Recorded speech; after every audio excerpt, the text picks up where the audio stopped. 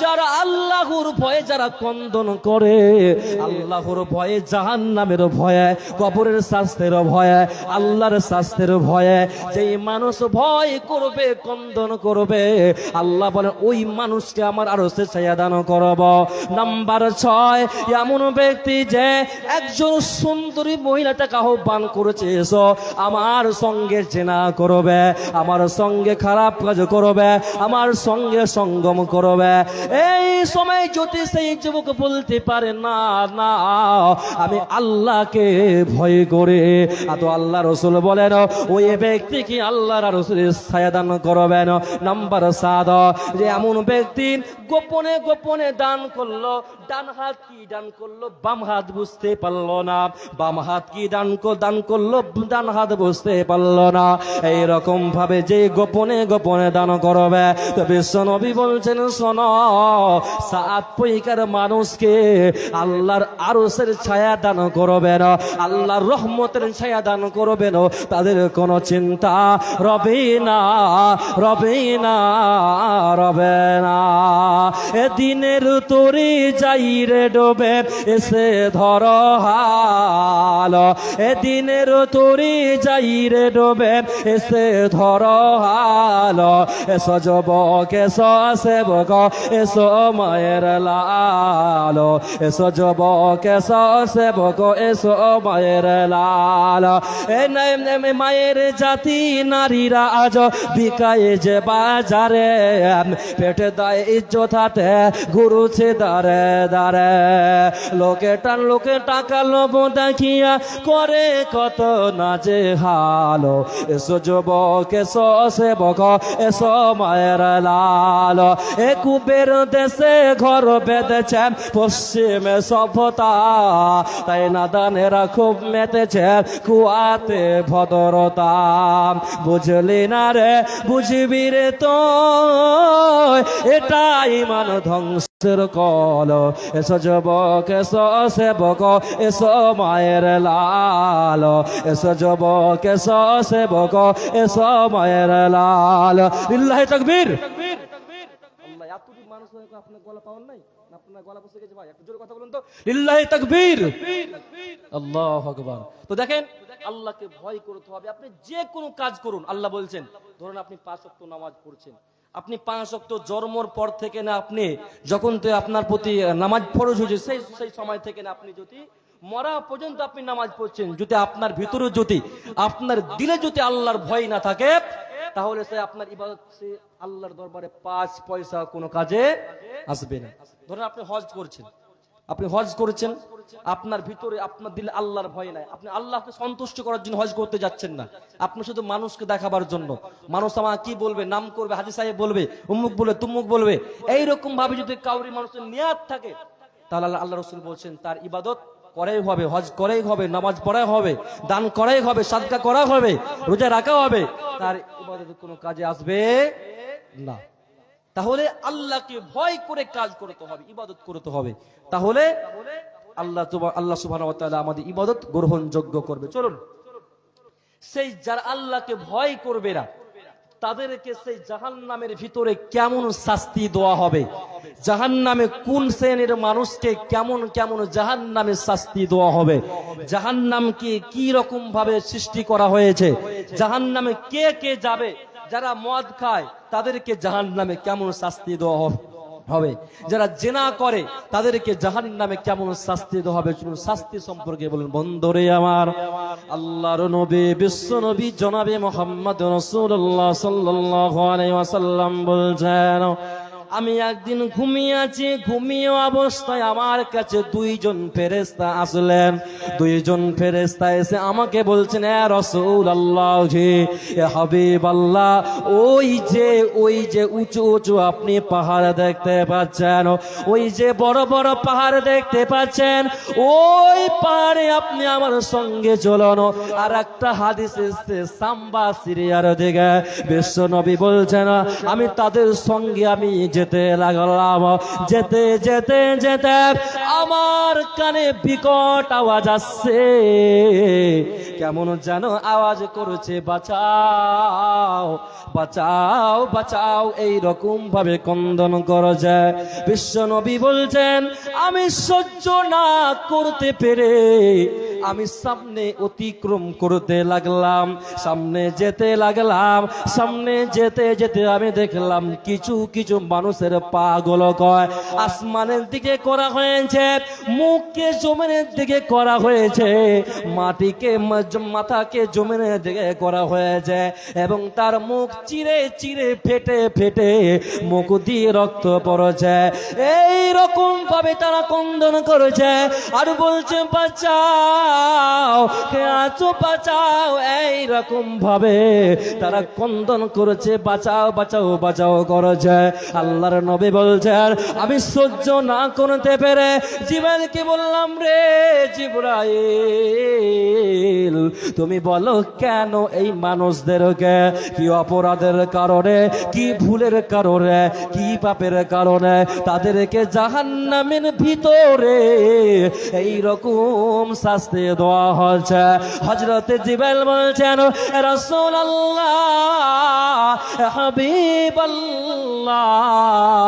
বিশ্ব নবী গো, এই সব নাফরমান বান্দা বান্দা যারা রমজান মাস পেয়েছিল, পবিত্র মাস পেয়েছিল, ক্ষমার মাস পেয়েছিল, মাগফিরাতের মাস পেয়েছিল, তওবার মাস পেয়েছিল, বরকতপূর্ণ মাস পেয়েছিল, ইয়া রাসূলুল্লাহ, এই সব লোক যারা রমজান মাসে রোজা রাখেন তাদেরকে জাহান্নামের ভিতরে এই রকম ভাবে শাস্তি দেওয়া হচ্ছে, তাদের বাঁচার উপায় রবে না, রবে না।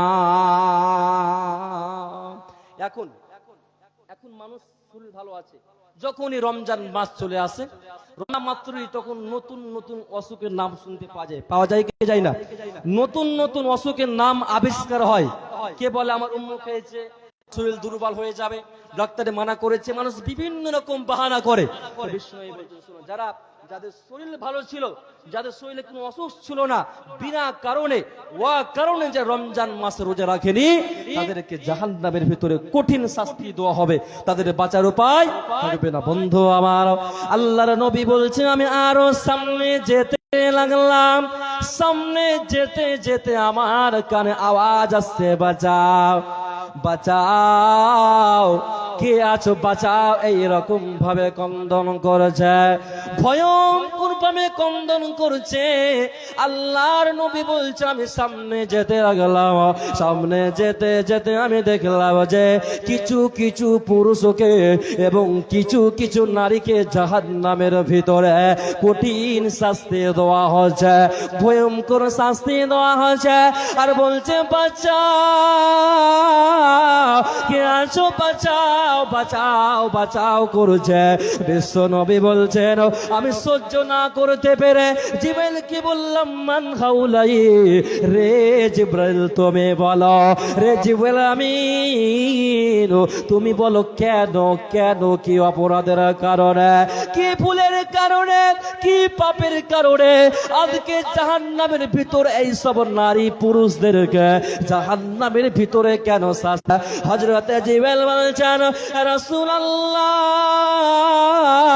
বিশ্ব নবী গো, এই সব নাফরমান বান্দারা, এই সব নাফরমান বান্দিরা যারা দুনিয়ার বুকে বউ থাকার পরেও, স্ত্রী থাকার পরেও, ওই থাকার পরেও যারা অন্য মেয়ের সঙ্গে জিনা করেছে, ব্যভিচার করেছে, খারাপ কাজ করেছে, সঙ্গম করেছে, ইয়া রাসূলুল্লাহ, সব পুরুষ যারা স্ত্রীদেরকে গালি দিত, স্ত্রীদেরকে ভালোবাসতো না, মহব্বত করতো না, স্ত্রীর হক আদায় করতো না, ইয়া রাসূলুল্লাহ, এই সব পুরুষদেরকে জাহান্নামের ভিতরে এই রকম ভাবে তাদের শাস্তি দেওয়া হচ্ছে, তাদের বাঁচার উপায় রবে না, রবে না, রবে না।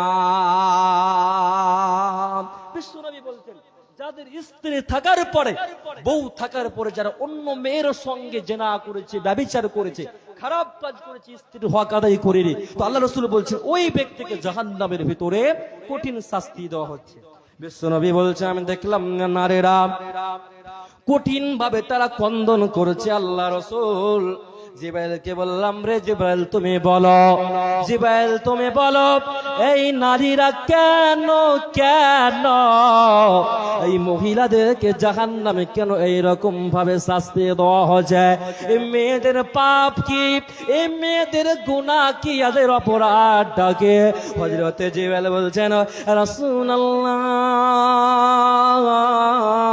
বিশ্বনবী গো, এই সব নারীরা যারা দুনিয়ার বুকে স্বামী থাকার পরে অন্য ছেলের সঙ্গে জেনা করেছিল, ব্যভিচার করেছিল, তার সঙ্গে জেনা করেছিল, প্রতিবেশীর সঙ্গে জেনা করেছিল, বেপরদা হয়ে চলে বানাইয়েছিল, পর্দা করেনি, স্বামীর হক আদায় করে রে, স্বামীকে ভালোবাসে রে, বেপরদা হয়ে চলাফেরা করেছিল, তারা উঁচু নিচু, তারা এমন পোশাক পরতো যে তাদের উঁচু নিচু জায়গা বোঝা যেত।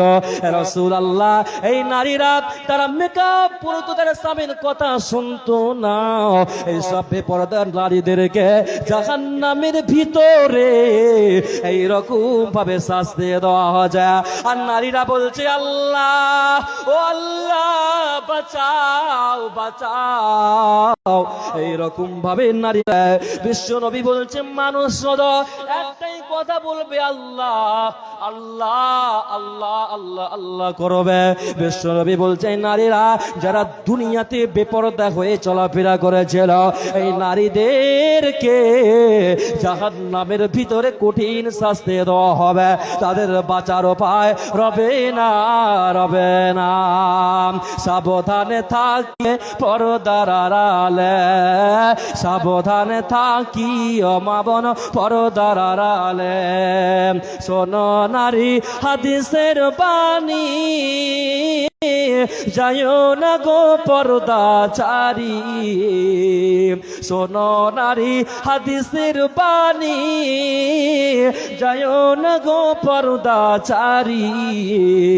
সুপারিশ করবেন না নবী দায়স হইলে, সাবধানে থাকিও মা বোন পর্দার আড়ালে, সাবধানে থাকিও না রে পর্দার আড়ালে।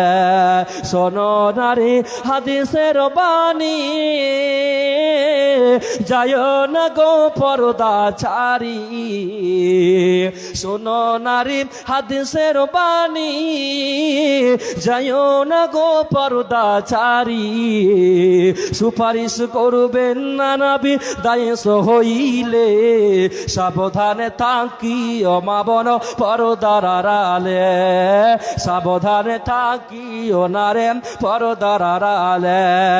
শর্ট কাটিং এর জামা পরে, ঠোঁটে গালে আলতা মেখে, শর্ট কাটিং এর জামা পরে, শর্ট কাটিং এর জামা পরে, ঠোঁটে গালে আলতা মেখে, রূপের ব্যবসা করে মার্কেট না ঘুরলে তাদের ভালো লাগে না। সাবধানে থাকিও না রে পর্দার আড়ালে, সাবধানে থাকিও মা বোন পর্দার আড়ালে। ওয়াতে পাল্লা তামাম পৃথিবীর নারীদেরকে বলছেন শোনো, ওয়া করোনা ফি বুয়ুতিকুন্না ওয়ালা তাবাররাজনা তাবাররুজাল জাহিলিয়াতিল উলা। তামাম পৃথিবীর মহিলাদেরকে বললেন, সারা পৃথিবীর নারীদেরকে বললেন নারী শোনো, মা আমার বোন আমার ভালো করে শোনো। আল্লাহ বলেন নারী তুমি শোনো, যেই জায়গাতে তোমার বাসস্থান করা হয়েছে, যেখানে তোমার গন্তব্যস্থল, যেখানে তোমার থাকার জায়গা, যেখানে তোমার ঘর, যেখানে তোমার বাড়ি, যেখানে তোমার বাসা, সেই জায়গাটা অবস্থান করবে। বেপরদা হয়ে জাহিলিয়াতের যুগে নারীদের মতন তোমরা নিজেকে প্রদর্শন করবে না, নগ্ন হয়ে চলবে না, বেপরদা হয়ে চলবে না, মাথার চুল উদাম করে চলবে না, সদা সদা সর্বদা পর্দার সঙ্গে থাকবে, অটল থাকবে, তাহলে তোমাদের পরকালে জাহান্নামে হাসরে তোমাদের কোনো চিন্তা রবে না, রবে না। জাহান্নামে পুরুষ নারীদেরকে কঠিন শাস্তি দেওয়া হবে। বিকট আওয়াজ করবে, আল্লাহ বাঁচাও বাঁচাও। কেন আমি দুনিয়াতে সামান্য মজা ভোগ করেছিলাম, কেন সামান্য আনন্দ লিয়েছিলাম? এইরকম ভাবে শুধু কালো মানুষ কন্দন করবে। সেদিন আপনি হাজার কন্দন করুন, সেদিন আপনি যতই পস্তান না কেন আপনার কোনো লাভ হবে না। বন্ধুরে আমার, বিশ্বনবী বলছে আমি আরো অতিক্রম করতে লাগলাম, সামনে যেতে লাগলাম, সামনে দেখতে পেলাম একটা বিশাল বড় নদী, বিশাল বড় নদী। সেই নদীটা হচ্ছে যেমন যেমন নদী না, পানির নদী না, শরাবের নদী না, দুধের নদী না, মধুর নদী না, সেই নদীটা হচ্ছে দুর্গন্ধ রক্ত পুজের নদী। আল্লাহর নবী বলছেন সেই নদীতে চারদিকে ফেরেশতা পাহারা দিয়েছে, আর সেই নদীর ভিতরে কিছু পুরুষ কিছু নারী জাহান্নামের ভিতরে হাবুডুবু করেছে। এইরকম ভাবে যখন তারা উপরে আসার চেষ্টা করছে বন্ধুরে, আবার ফেরেশতারা পাথর মেরে তাদের মাথায় আঘাত করেছে। এমন অবস্থাতে আর বলছে আল্লাহ আল্লাহ আল্লাহ আল্লাহ করেছে। বিশ্বনবী বলছেন জিবরাইলকে জিজ্ঞাসা করলাম, রে জিবরাইল, রে জিবরাইল তুমি বলো কেন কেন তাদেরকে জাহান্নামে এইরকম শাস্তি কেন দেওয়া হচ্ছে? হযরতে জিবরাইল বলছেন, রাসূলুল্লাহ, হাবিবাল্লাহ, বিশ্ব নবী গো, দয়ার নবী গো, এই সব লোকেরা যারা সুদ খেয়েছিল এবং সুদ দিয়েছিল, সুদ দেনেওয়ালা সুদ লেনেওয়ালা, আল্লাহ উভয়কে জাহান্নামের ভিতরে কঠিন শাস্তি দেবেন। তাদের বাঁচার উপায় রবে না, রবে না।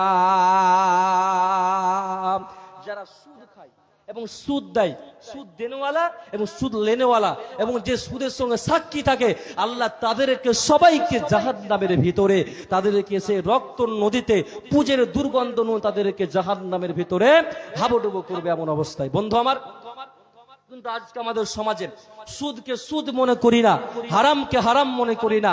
আজকে প্রতিটা বাড়িতে, আমাদের বাড়িতে আছে লোন আছে, কে লোনের টাকা নিয়ে গাড়ি কিনছে, লোনের টাকা নিয়ে বাড়ি করছে, লোনের টাকা নিয়ে জমি কিনছে, লোনের টাকা নিয়ে একদম বিভিন্ন রকম কাজ করছে। তা আল্লাহ রাসূল বলছে, শোনো, এমন এক জামানা আসবে, এমন এক সময় আসবে, মানুষরা সুদকে সুদ মনে করবে না, হারামকে হারাম মনে করবে না, হালালকে হালাল মনে করবে না। মানুষ শুধু মনে করবে ওই মুলবি খাচ্ছে তো আমি কেন খাবো না, হাজি খেয়েছে তো আমি কেন খাবো না। মানুষ শুধু খালি একে অপরকে তুলনা করবে। বিশ্বনবী বলছেন, শোনো, সুদ দেনেওয়ালা সুদ লেনেওয়ালা, আল্লাহ উভয়কে তাদেরকে জাহান্নামের ভিতরে শাস্তি দেবে, তাদের বাঁচার উপায় থাকবে না। বন্ধু আমার, যখন জান্নাতীরা জান্নাতে চলে যাবে আর জাহান্নামীরা যখন জাহান্নামে চলে যাবে, জান্নাতীরা জান্নাতে চলে যাবে আর জাহান্নামীরা জাহান্নামে চলে যাবে, এমন সময় সে জাহান্নামের গেট মানে নাম হচ্ছে মালিক। মালিক জাহান্নামীদেরকে জিজ্ঞাসা করবেন, রে জাহান্নামী মানুষেরা, রে আল্লাহর জাহান্নামী বান্দারা, তোমরা বলো কেন, কি কারণে আজকে তোমরা এই সাকার নামক জাহান্নামে তোমরা এসেছ? তোমাদের কারণকে, তোমাদের অপরাধকে, তোমাদের পাপকে। এমন সময়তে জাহান্নামীরা কেঁদে কেঁদে কেঁদে চারখানা কথা বলবে, চারখানা কথা বলবে। মালিককে বলবে, রে মালিক তুমি শোনো, প্রথম নাম্বার জাহান্নামীরা, জাহান্নামীরা মালিককে বলবে, রে আল্লাহর ফেরেশতা শোনো, প্রথম নাম্বার কলুলাম না কুবিরাল মুসাল্লিন, দুনিয়াতে নামাজি ছিলাম না, দুনিয়াতে মুসাল্লি ছিলাম না, বেনামাজির কারণে আজকে আমাদেরকে জাহান্নামে আসতে হয়েছে। জাহান্নামীদের প্রথম কথা হবে, প্রথম ওয়ার্ড হবে, প্রথম বাক্য হবে, প্রথম লাফজ হবে, তারা বলবে আমরা নামাজি ছিলাম না, মুসাল্লি ছিলাম না। আমরা অনেক মানুষ দান সাদকা সব কিছু করছি, কিন্তু নামাজ পড়ছি না।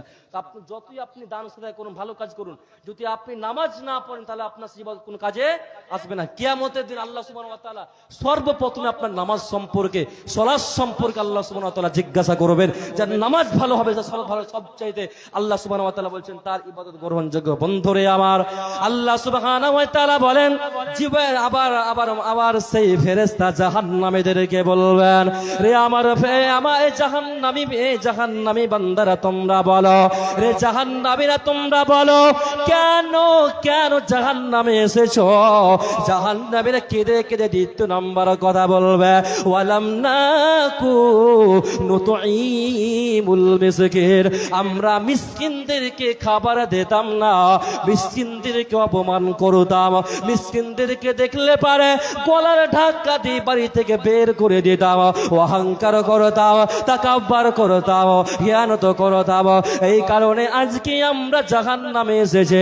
তৃতীয় নম্বরে তারা বলবে আমরা গীবত করতাম, পরচর্চা করতাম, পরনিন্দা করতাম, একে অপর নিন্দা রটিয়ে বেড়াতাম। এজন্য আল্লাহ বলেন ইজতানিবু কাসীরাম, তোমরা বেশি বেশি করে তোমরা বাঁচো, বেশি বেশি করে পরহেজ করো। কি থেকে বেশি বেশি করে বাঁচবে রে? তোমরা সন্দেহ করা থেকে, বাজকুম বাজ, গীবত করা থেকে, পরচর্চা করা থেকে, পরনিন্দা করা থেকে বেশি বেশি করে বাঁচবে রে, না হলে তোমাদের জাহান্নাম ছাড়া আর কোনো স্থল হবে না, হবে না, হবে না। যেতে হবে পরপারে, যেতে হবে পরপারে।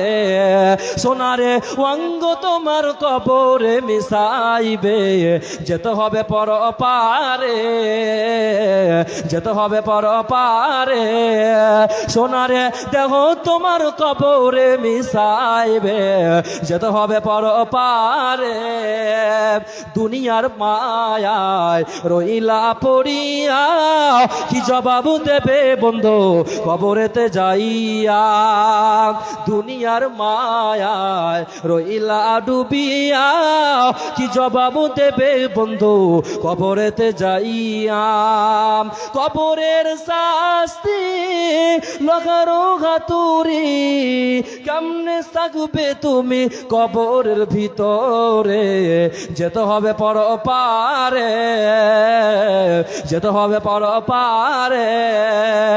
অন্যায় অত্যাচার রইলা পড়িয়া, কি জবাব দেবে বন্ধু পরকালে যাইয়া? কবরের শাস্তি লাগারো হাতুরি, কেমনে সইবে তুমি কবরের জ্বালা? যেতে হবে পরপারে, যেতে হবে পরপারে।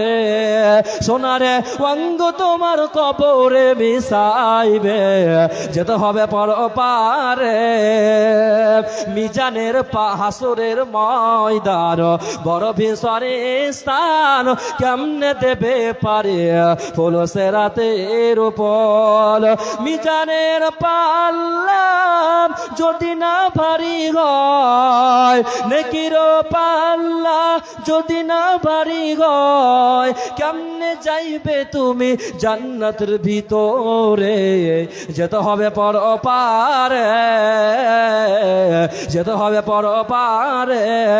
সোনারে অঙ্গ তোমার মাটিতে মিশাইবে, যেতে হবে পরপারে, যেতে হবে পরপারে।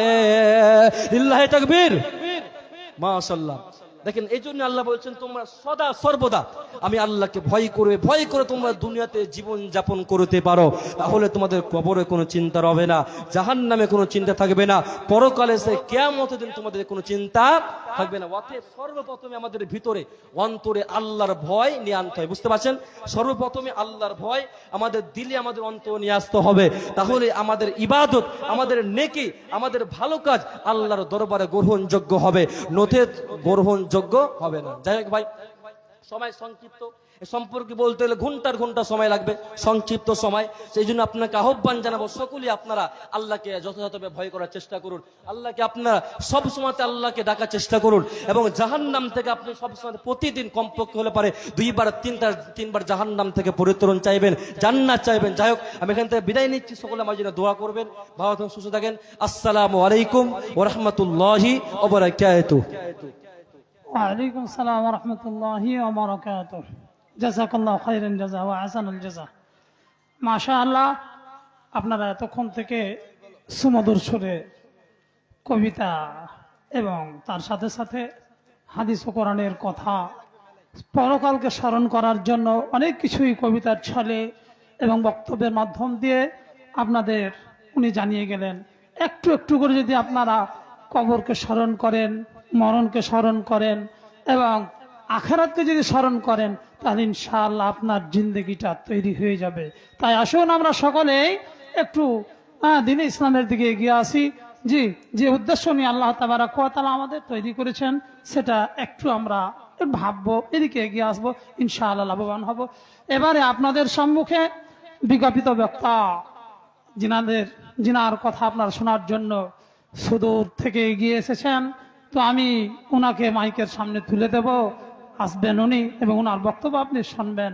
উনি হচ্ছেন ফাজিলতুল শেখ কামরুজ্জামান সাহেব, ঝাড়খণ্ড থেকে কামরুজ্জামান সাহেব আপনাদের কিছু কোরআন ও হাদিসের কথা শোনাবেন। তো আপনারা শুনবেন এবং সেটা বাস্তবে রূপ দেওয়ার চেষ্টা রাখবেন। আর তার সাথে সাথে বুঝতেই পারছেন কি এটা মাদ্রাসার আদায়ের জন্য। তো যিনারা বিশেষ করে যাদের আওয়াজ, মানে যাদের কাছে আমার আওয়াজ পৌঁছাচ্ছে, একটু আপনারা মাহফিলে এসে উনার হাতে আপনারা দানগুলা দিয়ে আপনারা একটু সহযোগিতা করবেন মাদ্রাসাকে, এই আবেদন আপনাদের কাছে। তার জন্য আপনারা ছুটে আসুন চতুর্দিক থেকে এসে।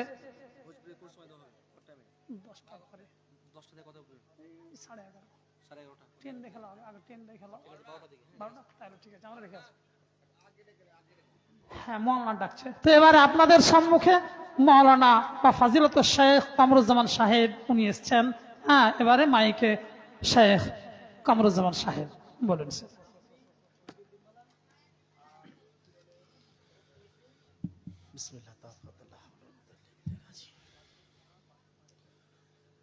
আসসালামু আলাইকুম ওয়া রাহমাতুল্লাহি ওয়া বারাকাতুহু। প্রথমেই আপনাদের সালাম কালাম হয়েছে, অতএব আপনার সালামের জবাব দেননি। সালাম দেওয়া সুন্নাত, লওয়াটা হচ্ছে ওয়াজিব। সালাম আদান প্রদান করলে আলহামদুলিল্লাহ সওয়াব নেকি পাওয়া যাবে, প্রেম ভালোবাসা বাড়বে। আসসালামু আলাইকুম ওয়া রাহমাতুল্লাহি ওয়া বারাকাতুহু। আমি এই গ্রাম এলাকাবাসীকে বলবো, ভাইরা বাবাজিরা আমার, আল্লাহ রাব্বুল আলামিন আপনার আমার তাকদিরে কি আছে কেউ জানে না। তবে কর্মসূচিটা বোঝা যায় যে আমি জান্নাতে কত দূর গেছি আর জাহান্নামে কত দূর গেছি। অতএব বলবো, যেসব বাবাজি ভাইরা দাঁড়িয়ে আছেন, বিশেষ করে আমি বলবো এই কিছু সময়ের মধ্যেই আপনারা এত সুন্দর জায়গা, ভালো জায়গা, কোরআন হাদিসের মাহফিল, ফারিস্তারা তারা তৈরি হয়ে আছে। আপনার আমার কর্মসূচিটা সেই দিন তুলবে আল্লাহর কাছে, যেন এই জায়গা থেকে যেন আপনি বাদ না যান। অতএব বলবো, যেসব বাবাজি ভাইরা দাঁড়িয়ে আছেন আপনারা মাহফিলে আসুন। যারা এদিকে ওদিকে ছুটাছুটি করছেন, মাহফিলে আসার চেষ্টা করুন। ইন্নাল হামদুলিল্লাহ নাহমাদুহু ওয়া নাস্তাইনুহু ওয়া নাস্তাগফিরুহু ওয়া নু'মিনু বিহি ওয়া নাতাওয়াক্কালু আলাইহি ওয়া নাউযু বিল্লাহি মিন আনফুসিনা ওয়া মিন সাইয়্যাতি